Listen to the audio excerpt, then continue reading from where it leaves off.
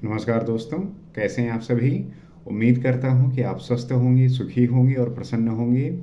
जैसा कि हम किसी न किसी विषय को लेके बात करते हैं, चर्चा करते हैं, उसी विषय में आज हम बात करेंगे कि जो एमजी नरेगा का नाम है, वो बदला जा रहा है, उसके लिए बिल पास कराया जा रहा है और एमजी नरेगा का नाम बदलने का क्या प्रभाव पड़ेगा और उसमें क्या-क्या परिवर्तन किए जाने का प्रावधान है, उस सब के बारे में हम बात करेंगे। पहली बात तो जानना ये आवश्यक है कि एमजी नरेगा है क्या? ये किस तरीके से कब आया और आपको इसके बारे में कितना पता है?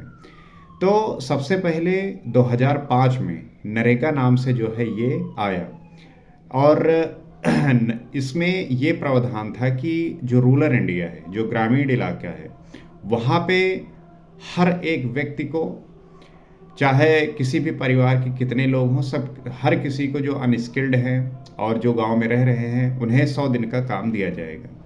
तो नरेगा 2005 में आया, national rural employment guarantee act, जिसमें सभी लोगों को 100 दिन का जो है काम देने का वादा किया गया और जो है ये चलता रहा, अच्छा चला और ये बहुत अच्छी स्कीम बताई गई। उसके बाद 2009 में इसका नाम बदल दिया गया, उसमें महात्मा गांधी जोड़ दिया गया, Mahatma Gandhi national rural employment guarantee act. उसके बाद जो है ये जो है लंबे समय तक चलता आ रहा और इसका जो है फ़ायदा ग्रामीण लोग जो गांव में रह रहे हैं, जो रूरल इंडिया में लोग रह रहे हैं, उनको बड़ा फ़ायदा हुआ क्योंकि 100 दिन का काम जो है गवर्नमेंट प्रोवाइड कर रही थी और इसमें जो है धीरे धीरे कई सुधार हुए। पहले जो है ये पैसे पंचायत में आते थे, उसके बाद प्रधान लोग डिस्ट्रीब्यूट करते थे, जिसमें काफ़ी परेशानियाँ आईं, काफ़ी वो करप्शन के जो है केसेस आए। तो फिर उसमें सुधार किया गया, उसमें जो है आधार कार्ड इंट्रोड्यूस किया गया, खाता जो है अकाउंट से लिंक किया गया, उसके बाद जो है उन लोगों के नाम उसके साथ ऐड किए गए, अब उनके खाते में जो है सीधे पैसे आने लगे। तो समय के साथ इसमें परिवर्तन होता गया और इसमें जो इम्प्रूवमेंट की गुंजाइश थी उसको की गई। तो सबसे बड़ी बात तो ये है कि चूँकि हमारे यहाँ पे माइग्रेशन बहुत होता है, गाँव से जो है लोग शहरों में जाते हैं काम करने के लिए, तो गाँव में ही रुकें, वहाँ पे काम करें, वहाँ जो आवश्यक है, जो स्किल्ड नहीं है, वहीं पे रह के जो है काम करें और उनको जो है 100 दिन का काम दिया जाएगा, ये सरकार की जो है गारंटी होगी। अगर किसी को काम नहीं मिल रहा है तो उसके बदले गवर्नमेंट जो है उसको वो सब कुछ प्रोवाइड करेगा जहाँ पे उसको उतने काम करने की आवश्यकता है। लेकिन सामान्यतः जो व्यक्ति गांव में रह रहा है उसको जो है ये मनरेगा में काम करने को मिलेगा, बस वो उस गांव का हो, उस ग्राम पंचायत का हो, उसका नाम जो है उसमें रजिस्टर्ड हो। तो इससे जो है लोगों को बड़ा फ़ायदा हुआ और गांव के विकास के लिए ये जो है बड़ा अच्छा उपयोगी साबित हुआ क्योंकि कि कोई भी काम करवाना हो तो ये जो है वहाँ पे इनका नाम रजिस्टर्ड है, वो जो है कोई भी काम करते हैं और उसके बदले में जो है उनका नाम उसी प्रकार से उनको काम मिलता है। जैसे प्रधान हुआ, उनको वहाँ पे सड़क बनवाना है, नाली बनवानी है, तालाब बनवाने हैं, तो यही जो लोग होते हैं वहाँ पे वो काम करते हैं और उनको जो है उनका रोजगार भी बन रहा है, डेली का काम भी हो रहा है और 100 दिन में जो है किसी न किसी तरीके से वो साल भर में 100 दिन उनको जो है काम करने को मिल जाता है। और सबसे बड़ी बात इसमें ये हुई कि जो हमारा देश है उसमें वुमेन को लेके जो एक ये रहा है कि उनको बाहर पढ़ने नहीं दिया जाता, बाहर जाने नहीं दिया जाता। तो जो अनस्किल्ड हैं लेकिन उनके पास समय है, पर्याप्त समय है, तो उनको भी जो है वो भी जो है इससे जुड़ी है और लगभग 50-50% का रेशियो है। तो औरतों के लिए औरतों को भी रोजगार मिला। तो इससे जो है एक ग्रामीण इलाके में सही तरीके से अनस्किल्ड जो लोग हैं उनको काम मिला और इससे जो है उनको फ़ायदा भी हुआ। लेकिन अब जो है उसमें चेंजेस करने का जो है किया जा रहा है, जिसमें जो महात्मा गांधी नाम है उसको हटा के पूज्य बापू नाम करा जा रहा है और 100 दिन काम के बदले 125 दिन जो है काम करने का जो है उसमें प्रावधान किया गया है। तब इस पे जो है कई सारे लोग ये कह रहे हैं कि जो नाम पहले था महात्मा गांधी वही नाम रखा जाए, क्योंकि महात्मा गांधी का जो पूरी फ़िलॉसफ़ी है, जो उनका सिद्धांत रहा है कि जो ग्रामीण इलाके लोग हैं, उनको जो है रोज़गार मिले, उन्हें जो है वो गाँव से ही जुड़े रहे और उसी तरीके से उन्होंने काम किया। सभी को साथ में लेके जो है सारे मूवमेंट किए, सभी को साथ लेके उन्होंने जो क्रांतिकारी की, तो उनको अपने तरीके से जोड़े रहने में जो उनकी भूमिका रही, इसीलिए जो है उनका नाम इसके साथ इंक्लूड किया गया। लेकिन अब उनके नाम को बदलना और बदल के दूसरा नाम रखना, इस पे जो है एक डिबेट चल रही है और किस तरीके से ये सही है, क्या गलत है, इस बात को लेके एक मत बनाई जा रही है। अब बात ये आता है कि जो 100 दिन का काम 125 दिन किया जा रहा है, तो ये बेहतर है, अच्छा है। लेकिन अब समझने वाली बात ये है कि जो हम इतने दिन से काम कर रहे हैं, इसमें अगर ऐसा कुछ किया जाए जहाँ पे जो लोग अनस्किल्ड हैं, उनको कुछ ऐसा स्किल प्रोवाइड की जाए जिससे जो है वो आगे जा सकें। मान लीजिए कोई फैक्ट्री है, कोई इंडस्ट्री है, वहाँ पे जाके वो सेमी स्किल्ड टाइप का कोई काम सीख सकें, वो वैसा कर सकें। तो इसमें ये सुधार करने की आवश्यकता है, ऐसा जो है कहा जा रहा है। अब कई सारे बातें आ रहे हैं, जैसे कि पहले था कि ये जो है डिमांड बेसिस था कि हर एक व्यक्ति को इसकी आवश्यकता है।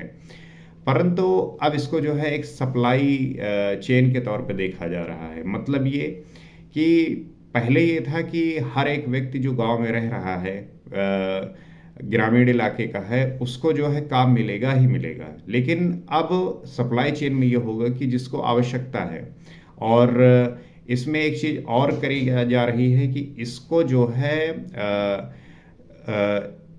कैप लगाया जा रहा है। कैप का मतलब होता है कि मैक्सिमम जो है इतना ही पैसा दिया जाएगा, क्योंकि अभी तक ये था कि ज़्यादातर जो है ये सेंट्रल की तरफ झुका हुआ था, लगभग 90% सेंट्रल और 10% स्टेट। लेकिन अब इसको 60 और 40 किया जा रहा है कि 60% जो है सेंट्रल का हिस्सेदारी होगी और 40% जो है स्टेट का होगा।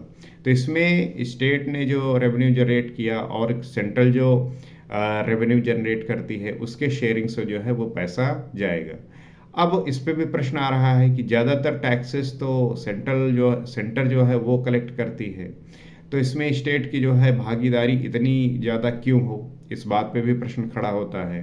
और जो कैप करने की बात कर रहे हैं, अभी तक था कि वो जो पैसा है उसे तो देना ही है गवर्नमेंट को, लेकिन कैप लग जाने से एक आपने ये फिक्स कर दिया कि आपको इतने ही पैसे मिलेंगे। तो इससे होगा क्या कि एक तो सप्लाई चेन भी कर दिया है और डिमांड बेसिस को ख़त्म करके, तो होगा क्या कि इससे जो है ये प्रश्न खड़ा होता है कि अगर कैप लग जाएगा तो उसी अमाउंट में हमें काम करवाना है, उसी अमाउंट में जो है लोगों को रोजगार देना है। उसमें होगा क्या कि जो उनके वहाँ पे जो प्रधान है पंचायत स्तर पे जो काम कर रहे हैं, वो उसमें फिर लोगों की काट छाट करेंगे, जो अपने फेवरेट होंगे उनको काम देंगे, जो फेवरेट नहीं होंगे उनको हटा देंगे। तो ये भी एक प्रश्न खड़ा होता है। और कैप लगा देने से जितनी आवश्यकता है किसी भी स्टेट को उतनी हो भी नहीं सकती, पार्शियलिटी हो सकती है कि मान लीजिए कि सेंट्रल गवर्नमेंट में जो सरकार है, अगर उसकी सरकार स्टेट में नहीं है तो वो कैप के माध्यम से पैसे कम कर सकती है, और जिस स्टेट में उसी की सरकार है तो कैप के माध्यम से वो पैसे ज़्यादा भेज सकती है। तो इसमें पार्शियलिटी हो सकती है। तो ये भी जो है एक सोचने का विषय बनता है। अब बात ये आती है कि जिस वजह से इसको लाया गया कि जो ग्रामीण लोगों से लोग पलायन करके शहरों में आते हैं, उनके लिए वो बहुत अच्छा था कि उनके 100 दिन का काम मिलता था और साथ में वो अपना कृषि करते हुए उनका जो है साल आराम से निकल जाता था। लेकिन और ये एक पलायन रोकने का एक अच्छा तरीका था। लोग अपने गांव में अपने ही जगह पर रहते हुए काम कर रहे थे, लेकिन ये कर देने से कहीं ना कहीं उनके इस काम पर असर पड़ेगा। और क्योंकि तब डिमांड बेसिस था, मतलब हर किसी को देना ही है जो वहाँ पे है, और सप्लाई में ये कहीं ना कहीं कटौती होगी। तो जो व्यक्ति बेरोजगार होंगे, जो वहाँ पे काम उन्हें नहीं मिलेगा, तो वो जो है पलायन करेंगे और शहर में आएंगे। तो इससे जो है जो माइग्रेशन को ख़त्म करने का प्रयास किया जाता है। ये कह लीजिए कि जो व्यक्ति जहाँ पे है उसको वहीं पर रोजगार मिले, सही तरीके से सुविधा मिले, तो उसकी जो आवश्यकताएं हैं सारी वो पूरी होती रहें। तो ये भी एक सोचने का विषय है। तो बात ये है कि जहाँ पे जो चीज़ें काम कर रही हैं, अगर उसका सही परिणाम देखने को मिल रहा है, तो चेंज करना क्या समय की आवश्यकता है, या चेंज करना किसी अपने पार्टी की जो है आइडियोलॉजी है कि मुझे इस प्रकार से जो है करके दिखाना है। और कैप लगाना एक ये भी इस तरीके से कह सकते हैं कि चैलेंजिंग हो सकता है कि मान लीजिए किसी स्टेट में जो है चुनाव आया तो कैप जो है हटा दिए, चुनाव नहीं है तो कैप जो है आपने लगा दिया।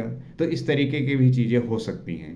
तो ये संभावनाएं हैं और इस तरीके की जो है डिबेट है, तो इसको सही तरीके से समझने की आवश्यकता है कि जो चेंजेज हो रहे हैं उससे और कौन से चुनौतियां क्रिएट हो सकती हैं, क्या इम्प्रूवमेंट हो सकता है। जैसे कि 100 दिन से बढ़ाकर 125 दिन किया गया, ये अच्छा है, क्योंकि एक 25 दिन और मिलने से उनके लिए और अच्छा हो जाएगा। लेकिन जैसे नाम बदला गया, नाम बदलने से ये फ़र्क पड़ सकता है कि जो लोग उससे कनेक्टेड थे और उसको उससे जोड़ रहे थे, उनके एक समझ थी, एक नाम था, एक भावनाएँ थीं, उसमें थोड़ा-सा चेंजेज़ आ सकते हैं। लेकिन इससे ज़्यादा जो है लोगों को फ़र्क पड़ता नहीं। उनको ये ज़रूरत है कि उनके काम पर किसी प्रकार का फ़र्क ना पड़े। लेकिन डिमांड डिमांड बेसिस पे होने का जो मतलब था वो यही था कि मिलना ही मिलना है। सप्लाई में ये है कि जिसको आवश्यकता है, तो आवश्यकता बेसिस पे है। तो हो सकता है कि इतने दिनों में जो समय बदला है, लोगों के जीवन में परिवर्तन आए हैं, और देश जिस प्रकार से बदला है, तो उस हिसाब से ये बदलने की आवश्यकता है।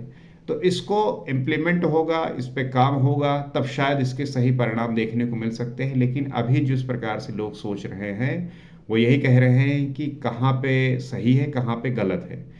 तो ये विचार का विषय है और इस पे हम विचार करेंगे, सोचेंगे, समझेंगे। आप क्या समझते हैं? आपकी क्या राय है? क्या ये बदलना नाम और जो इसमें परिवर्तन किए जा रहे हैं, ये ठीक है समय के साथ, या जो पहले था वही बेहतर था?